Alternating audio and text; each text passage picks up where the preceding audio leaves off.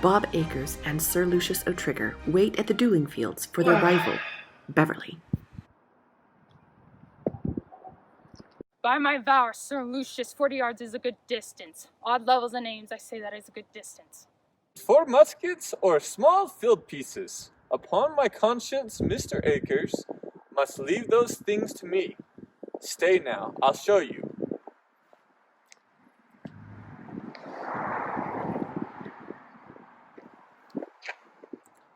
There now. That is a very pretty distance. A pretty gentleman's distance. Sounds, we may as well find a sentry box. I tell you, Sir Lucius, farther he is off, the cooler I shall take my aim. Faith? Then I suppose you would aim at him best of all if he was out of sight. No, Sir Lucius, but I shall think 40 or 80 and 30 yards. Nonsense! 3 or 4 feet between the mouths of the pistols is as good as a mile. Odd bullets, no, by my valor, there's no merit in killing him so near. Do, dear Sir Lucius, let me kill him at a long shot, Sir Lucius, if you love me. Well, the gentleman's friend and I must settle to that. But tell me, Mr. Acres, in case of an accident, is there any little will or commission I could execute for you? I am much obliged to you, Sir Lucius, but I don't understand. Well, you may think there's no being shot at without a little risk, and if an unlucky bullet should carry a quietus death with it, I say it will be no time then to be bothering you about family matters. A quietus!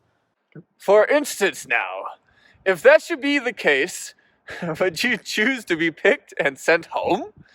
Or would it be the same to you if to lie here in the Abbey? I'm told there is a very snug lying in the Abbey. Pickled! Snug lying in the Abbey! Ah, tremors! Sir Lucius, don't talk so! I suppose, Mr. Acres, you never engaged in an affair of this kind before? No, Sir Lucius, never before. Ah, that's a pity. There's nothing like being used to anything. Pray now, how would you receive the gentleman shot? Odds file, I've practiced that there, Sir Lucius, there. A side front, hey? Odd, I'll make myself small enough. I'll stand edgeways. Now, you're quite out. For if you stand so, when I take my aim. Sounds, Sir Lucius, are you sure that's not cocked? Never fear. But you don't know. It could go off on its own head. Be easy. Well, now if I hit you in the body, my bullet has a double chance. For if it misses a vital part of your right side, it'll be very hard if I don't succeed on the left. A vital part. But there, fix yourself so. Let him see the broadside of your full front. There now a ball or two may pass clean through your body and never do any harm at all. Through me! A ball or two clean through me! May they, and it is much the gentlest attitude in the bargain. Look'ee, Sir Lucius, I'd just as lief be shot in awkward position as a genteel one. So, by my valor, I stand edgeways.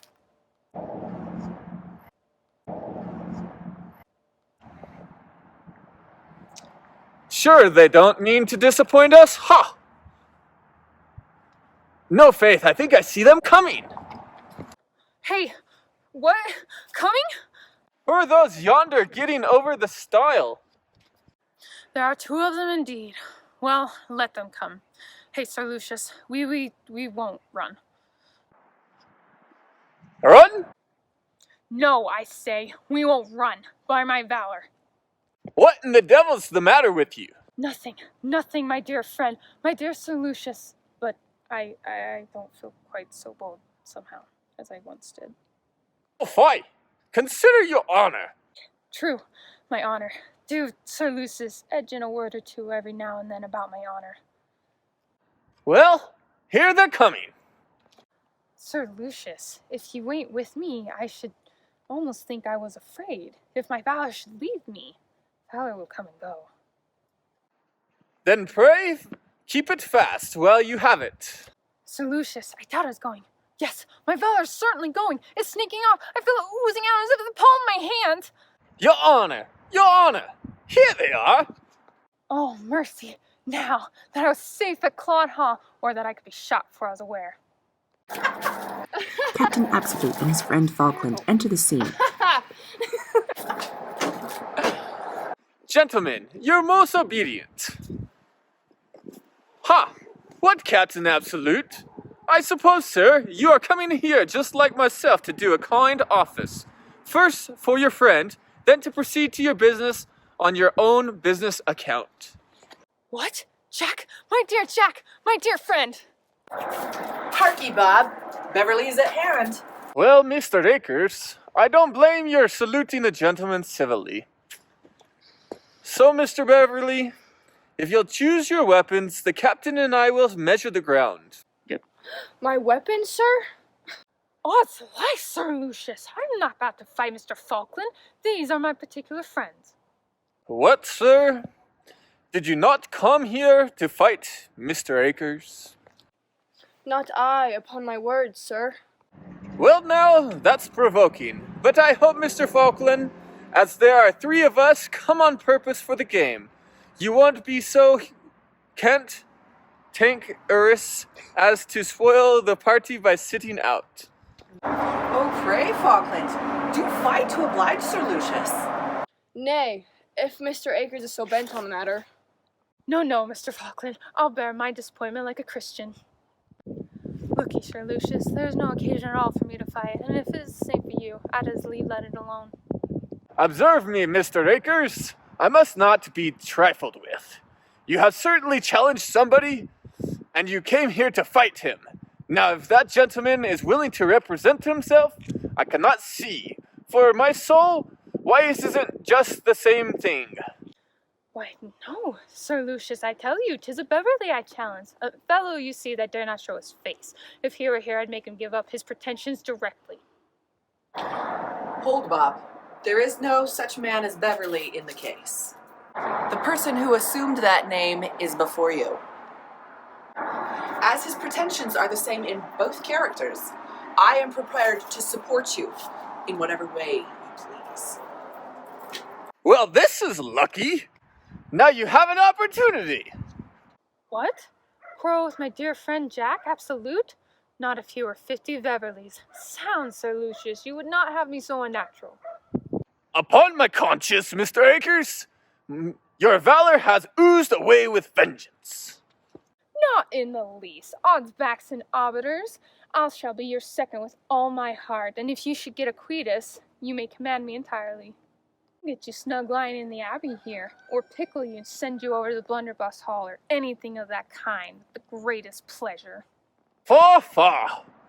You are little better than a coward. Mine, gentlemen, he calls me a coward. Coward was the word, by my valor. Well, sir? Looky, Sir Lucius, 'tisn't that I mind the word coward. Coward may be used in joke, but if you were to call me patron, odd daggers and balls, Well, sir? I should have thought you a very ill-bred man. Faugh! You are beneath my notice. Nay, Sir Lucius, you can have no better man than Bob in this case. They call him Fighting Bob. Kills a man a week, don't you, Bob? Don't you, Bob? I, at home? Well then, Captain, 'tis we must begin. So come out, my little counselor, and ask the gentleman whether he will resign the lady without forcing you to proceed against him. Come then, sir. You won't let this be an amicable suit. Let's settle this. The duel is interrupted, however, when Lydia Languish, Julia, Mrs. Malaprop, My. and Sir Anthony enter the scene. Oh. Put up, Jack, put up, or I shall be in a frenzy. How came you into a duel, sir? Faith, sir, this gentleman can tell you better than I. 'Twas he that made the challenge, and I serve his majesty. Here's a pretty fellow. I catch him going out to cut a man's throat, and he tells me he serves his majesty. Zounds, sirrah! Then how durst you draw the king's sword against one of his subjects? Faith, sir, I tell you, he called me out without stating his reasons. Gad, sir, how came you to call my son out without explaining your reasons? Your son, sir, insulted me in a manner which my honor could not brook. Come, let's have no honor before ladies. Captain Absolute, how could you intimidate us so? Here's Lydia, has been terrified to death for you. For fear that I escape or should be killed, ma'am. Nay, no delusions to the past. Lydia is convinced. Speak, child. With your leave, ma'am, I must put in a word here. I believe I could interpret the young lady's silence. What is it you mean, sir? Come, Delia. We must be serious now. This is no time for trifling. 'Tis true, sir, and your reproof bids me offer of this gentleman my hand to solicit the return of his affection. Oh, my little angel, say you so. Sir Lucius, I see that there has been some confusion in this affront. If I were at fault, you have my dear Sir Lucius, there has been some confusion as to the affront which you affirm I have given thee. And yet, for the honor of this lady, I will maintain my charge. Oh, well said, Jack. And I'll stand by you, my boy. Mind, I give up all my claim. I make no pretensions to anything in this world, and if I can't have a woman without fighting for her, by my valor, I'll live a bachelor. Captain, give me your hand, and affront handsomely acknowledged becomes obligation. And as for the lady, if she chooses to deny her own hand, writing here. Oh, he will dissolve my mystery. Sir Lucius, perhaps there's some mistake. Perhaps I can illuminate. Pray, old gentlewoman, don't interfere where you have no business. Miss Language, are you my Delia or not? What is it you mean, sir? Sir Lucius O'Trigger, ungrateful as you are, I own the soft impeachment. Pardon my blushes. I am Delia. Oh, you my Delia. Fa, be easy. Why, thou barbarous Van Dyke, those letters are mine. When you are more sensible of my benignity, perhaps I may be brought to encourage your addresses. Miss Malaprop, I am extremely sensible of your condescension. Whether you or Lucy have put this thick trick on me, I am equally beholden to you. And to show you I am not ungrateful, Captain Absolute, since you have taken that lady from me, I'll give you me Delia into the bargain. I'm much obliged to you, Sir Lucius, but, here is my friend Fighting Bob, unprovided for. Ho! Little valor, here will you make your fortune. Odds wrinkles, no, but give me your hand, Sir Lucius. Forgive and forget. But if I ever give you the chance of pickling me again, say Bob Inkers is a dunce. That's all.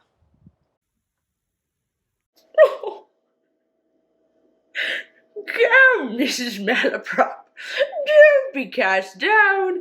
You are in your bloom yet. Oh, Sir Anthony, men are all barbarians.